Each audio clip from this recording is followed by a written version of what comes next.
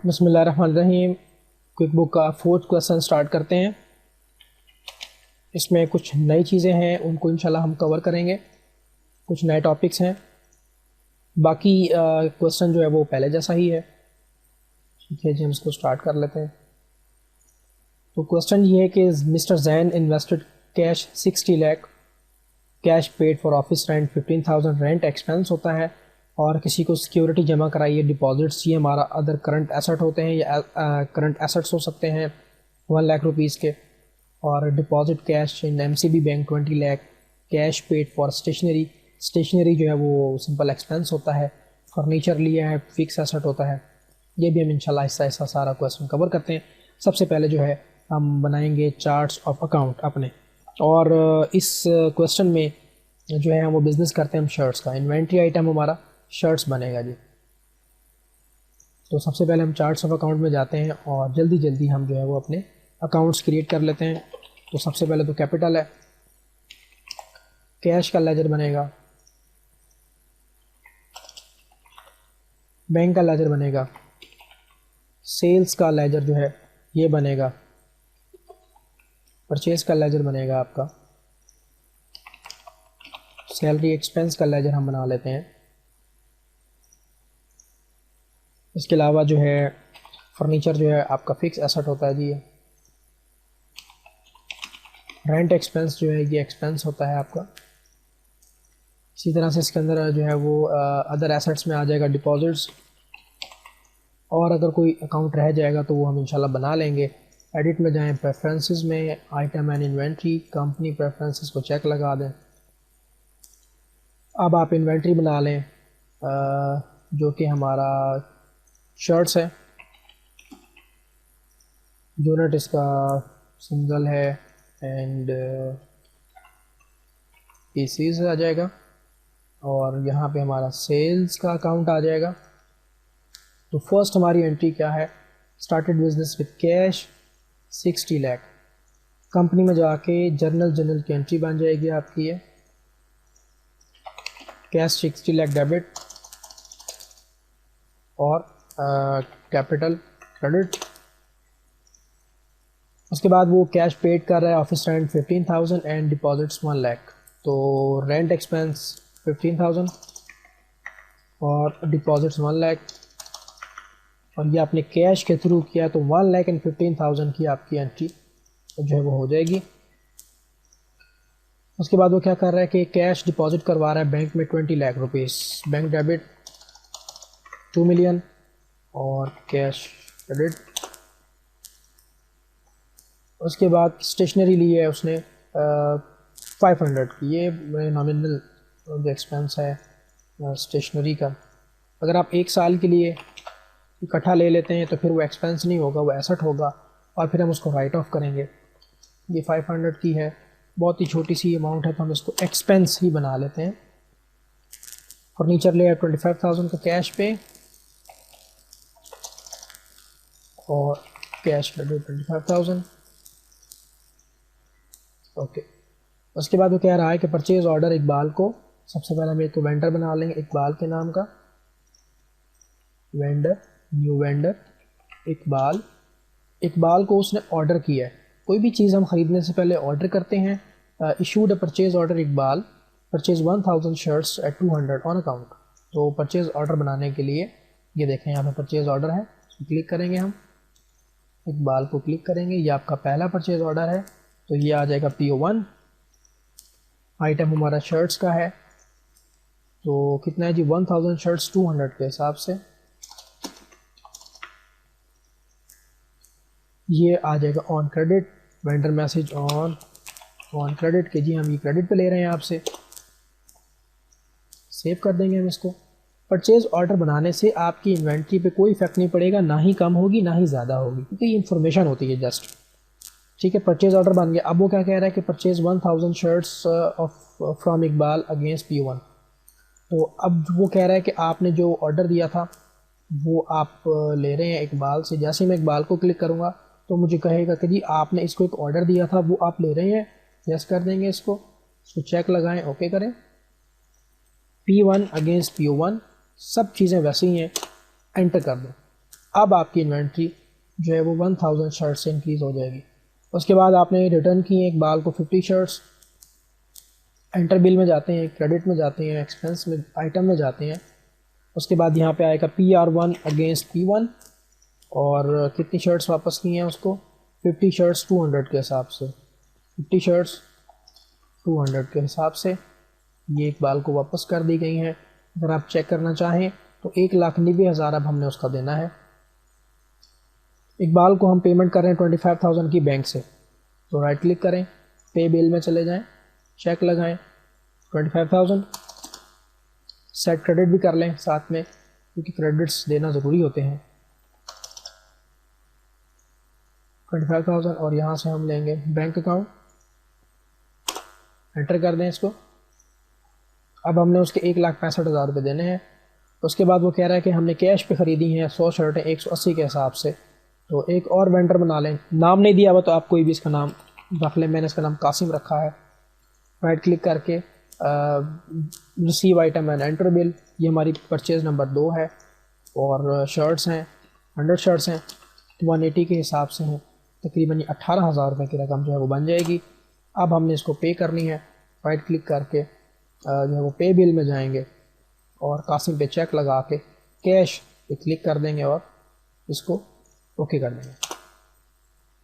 ये जनाब कासिम को रकम अदा हो गई है। उसके बाद आपने कोटेशन भेजी कस्टमर को, आरिफ को। कोटेशन कैसे भेजते हैं इसके अंदर, सबसे पहले आप जो है कस्टमर बना लें, इसका नाम आरिफ है जी, ठीक है। आरिफ को एक कोटेशन भेजनी है, तो आरिफ के ऊपर जो है वो आप क्लिक कर लें और यहाँ से एक एस्टिमेट बनाएं। कोटेशन को एस्टिमेट भी कहते हैं। तो ये आपकी कोटेशन नंबर 1 है।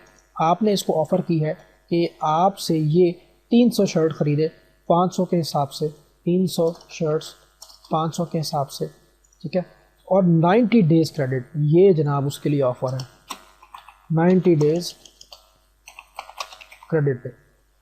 एस्टिमेट और कोटेशन हम इसलिए बनाते हैं ताकि हम उस बंदे को अट्रैक्ट कर सकें। अगर ये कोटेशन इसको पसंद आ गई तो फिर ये मुझे अपना सेल ऑर्डर लिखवाएगा। आरिफ को मैंने एक एस्टिमेट बना के दिया शर्ट्स का, 300 शर्ट्स 500 के हिसाब से 1.5 लाख की अमाउंट बनेगी, और 90 डेज़ जो है वो 3 माह के बाद हमने देने हैं इसको। ओके, सेव कर लें इसे। चलें, तो कोटेशन बनाने से आपके क्वेश्चन पे कोई इफेक्ट नहीं पड़ने वाला, ना ही, क्योंकि ये सिर्फ इन्फॉर्मेशन है। अब वो कह रहा है कि receive purchase order from Arif against quotation earlier send and recorded as sale order number 1। अब उस आदमी ने आपको जो है वो सेल ऑर्डर कर दिया। सेल ऑर्डर में जाएं, आप क्लिक करें, सेल ऑर्डर आपका है जी SO1 अगेंस्ट Q1। कितनी शर्टें आपने डन की थी उसे, 300 शर्टें 500 के हिसाब से डन की थी आपने इससे, और 90 डेज़ क्रेडिट था, बिल्कुल ठीक है। सेव कर दें इसको। अभी तक हमने सेल नहीं की। कोटेशन ऑप्शनल होता है, इससे क्वेश्चन पे कोई फ़र्क नहीं पड़ता। सेल ऑर्डर भी इंफॉर्मेशन होती है, इससे भी कोई फ़र्क नहीं पड़ता। अब नेक्स्ट में वो कह रहा है कि 300 शर्टें जो हैं वो आपने सेल कर दी हैं 500 के हिसाब से आरिफ को।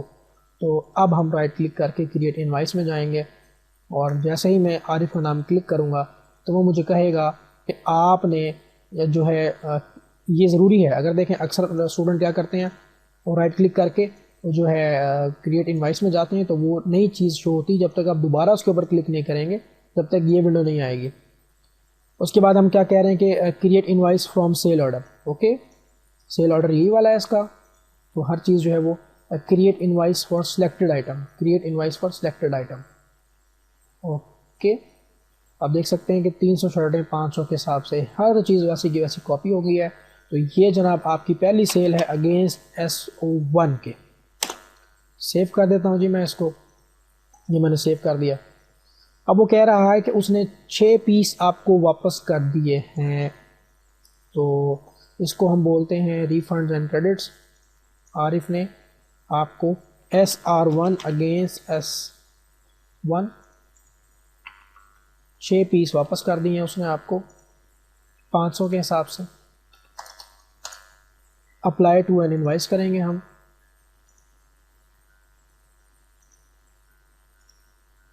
अब हमने 1,47,000 रुपया इससे लेना है। कैश पेड फॉर सैलरी 10,000, बहुत ही सिंपल एंट्री है। सैलरी एक्सपेंस डेबिट हो जाएगा, सैलरी एक्सपेंस 10,000 डेबिट और कैश क्रेडिट।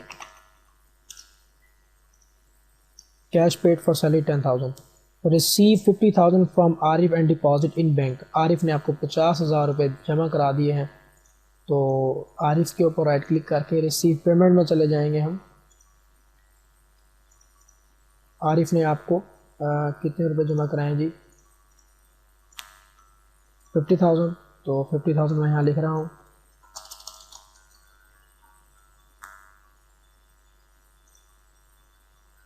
$50,000 जो है, उसके बाद जो है बैंकिंग में और फंड ट्रांसफ़र में चले जाएं। अनडिपॉजिट फंड से जो है वो 50,000 उठा के बैंक में ट्रांसफ़र कर दें। क्लियर? चलें, अब क्या कहता है? अब वो कह रहा है कि 200 shirts sold at 475 Ali corporation for cash. तो हम एक कस्टमर बनाएंगे जी, अली के नाम का, न्यू कस्टमर बना रहे हैं अली के नाम का। राइट क्लिक करेंगे, इसके ऊपर जो है वो हम क्रिएट इनवाइस करेंगे। ये हमारी दूसरी सेल है अली को। 200 शर्टें 475 के हिसाब से, 200 शर्टें 475 475 के हिसाब से ये बन गया तकरीबन 95,000। अब वो जो है राइट क्लिक करके आप रिसीव पेमेंट में चले जाएंगे और इस अली से जो है वो हम ले लेंगे 95,000 रुपीज़। 95,000 एंटर कर दें। अभी यहाँ भी 95,000 लिख दें। उसके बाद बैंकिंग में जाएं और फंड ट्रांसफ़र में जाएं। 95,000 यहाँ से कैश में जमा करवा दें। ठीक हो गया जी। उसके बाद कह रहे हैं कि cash drawn by owner personal use 1,000। ये बड़ी कॉमन सी एंट्री है और ड्राइंग डेबिट हो जाता है। ड्राइंग को इक्विटी से लिंक करेंगे, ठीक है। कैपिटल का कंट्रा अकाउंट होता है। बैंक डेबिट 1,000 और कैश क्रेडिट 1,000। उसके बाद cash drawn for MCB for business use 30,000, cash debit 30,000 और बैंक क्रेडिट। ये भी रिवर्स कंट्रा है, क्योंकि जब बैंक में जमा कराते हैं तो बैंक डेबिट और कैश क्रेडिट होता है। अब ये बैंक से निकलवाए हैं बिजनेस के लिए, तो कैश डेबिट और बैंक क्रेडिट हो जाएगा, रिवर्स कंट्रा। आरिफ ने फिर 10,000 रुपये दिए हैं और आपने उसको बैंक में जमा करा दिए हैं। आरिफ राइट क्लिक करके रिसीव पेमेंट में आ जाएं और चेक लगाएं जी। इधर 10,000 यहाँ भी लिख दें। बाज़ औक़ात यहाँ पे रकम ऑटोमेटिक आ जाती है, बाज़ औक़ात नहीं आती, तो कोई बात नहीं, आप खुद भी इसको जो है वो लिख सकते हैं। अब फिर वही ट्रांसफ़र फंड में जाएं और यहाँ से बैंक में 10,000 डिपॉज़िट करा दें।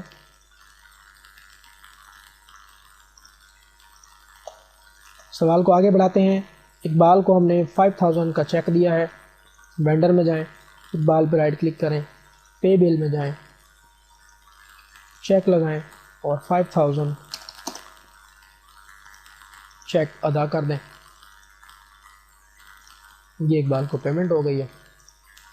सैलरी पेबल 15,000 रुपये, ये हमारी बनेगी एंट्री।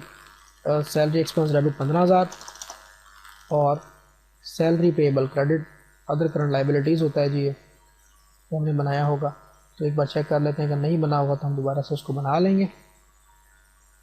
नहीं बना हुआ, ठीक है। ऐड न्यू में जाएं और अदर करंट लाइबिलिटीज़,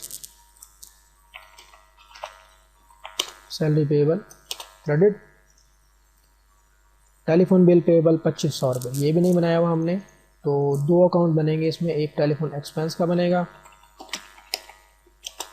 2,500 और क्योंकि हमने वो अदा नहीं किया तो एक और लेजर बनेगा आपका telephone payable other current liabilities 2,500। इसी तरह से बनेगा आपका इलेक्ट्रिसिटी बिल 5,000, ये भी पेबल है, तो इसके लिए भी एक एक्सपेंस का अकाउंट बनेगा।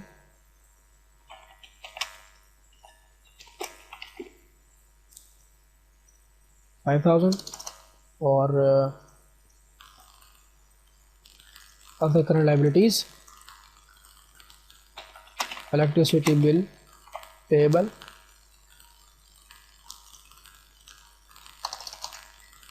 $5,000 और depreciation on furniture 3,750। डेप्रीसिएशन का अकाउंट भी बनेगा, इसमें एक्सपेंस से लिंक करेंगे उसको। 3,750 रुपीज़। मैं इसको डायरेक्ट राइट ऑफ कर रहा हूँ फर्नीचर के साथ। अगर डेप्रीसिएशन की प्रोविजंस बनाना चाहें वो आपकी मर्ज़ी है। क्वेश्चन के मुताबिक जो है 91,330 हमारा आंसर है, तो चेक कर लेते हैं। बैंकिंग रिपोर्ट्स में जाके financial and profit and loss statement, हमारा इसका आंसर है 92,390। तो यही इसका ठीक आंसर है। असल में क्विक बुक में करेंगे तो ये आंसर आएगा 92,390 और उसके अंदर है 91,330। तो 1,060 रुपीज़ का डिफरेंस है। ये असल में क्लोजिंग स्टॉक जो होता है, ये पीएचडी में किया हुआ है सवाल, उसके हिसाब से आंसर है। ये इसलिए है क्योंकि अगर आप इसको करते हैं पीएचडी में तो वहाँ पे जो इन्वेंट्री मेथड इस्तेमाल होता है वो होता है जी आपका FIFO मेथड, LIFO मेथड या एवरेज। तो हमें ऑप्शन होती है और वो जो क्वेश्चन किया हुआ है वो FIFO मेथड पे किया हुआ है। FIFO मेथड पे करेंगे तो 91,330 आंसर आएगा। क्विक बुक में जो है वो एक ही मेथड इस्तेमाल होता है, वो एवरेज कॉस्टिंग मेथड। तो इन्वेंट्री के लिए ये बड़ा इसमें मसला है कि चेंज नहीं हो सकता, तो ये उस पे आंसर अगर आप कैलकुलेट करेंगे तो यही आंसर आएगा। 1,060 रुपीज़ का डिफरेंस आएगा। तो वो भी ठीक है और ये भी ठीक है। अगर आप एवरेज पे कर रहे हैं तो ये आंसर आएगा, अगर आप FIFO पे कर रहे हैं तो वो वाला आंसर आएगा। दोनों ही क्वेश्चन ठीक है। Thanks for listening. अल्लाह हाफिज़।